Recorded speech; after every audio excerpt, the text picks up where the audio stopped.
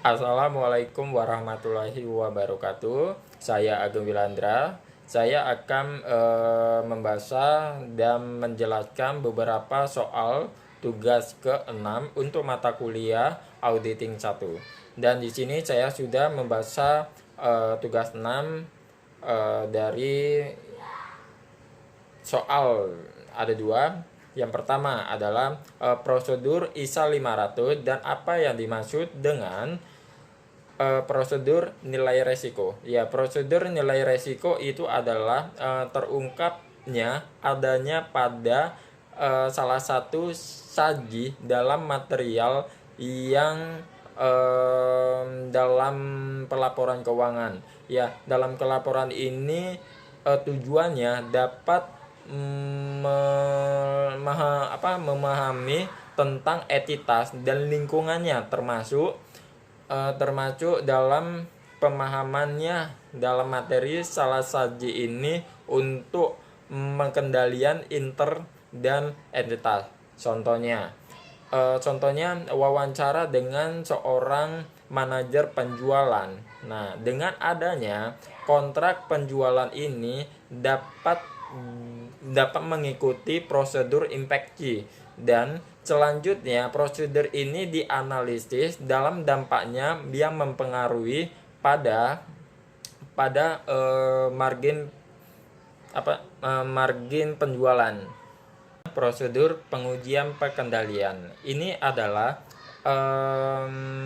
pengujian yang berdasarkan dengan melaksanakan rancangan laporan keuangan dengan suatu kebijakan struktur pengendalian internal. Ya, contohnya uji pengendalian ini adalah dengan di mana penyeluruh transaksi yang auditor menelusuri transaksi yang preventif dalam transaksi dapat memahami untuk mengkonfirmasi penelusuran yang didapatkan kuesioner atau bagan alir.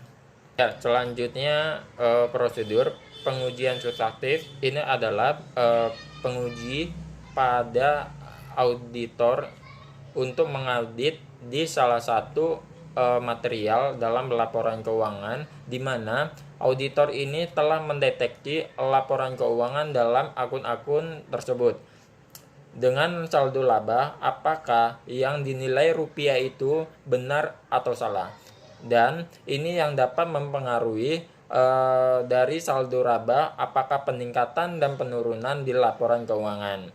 Contohnya adalah di mana auditor itu telah pemeriksaan dengan rincian saldo laba di laporan keuangan harus membuktikan dengan kebenaran.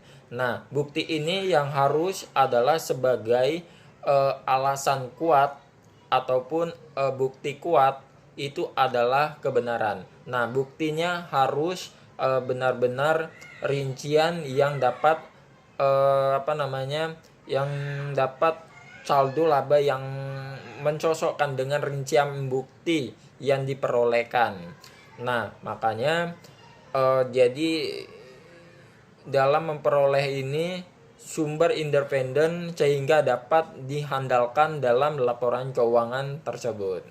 Ya, nomor 2 adalah jelaskan konsep risiko bawahan. Ya, risiko bawahan ini adalah rentangan dalam suatu golongan transaksi terhadap salah satu material dalam suatu asumsi yang tidak dapat kebijakan dan prosedurnya itu pengendalian intern yang terkait adalah risiko pengendalian. Risiko pengendalian adalah suatu yang terjadinya salah satu material yang dapat suatu asersi yang tidak dapat disegah atau mendeteksi laporan keuangan pada tepat waktu oleh pengendalian internal entitas.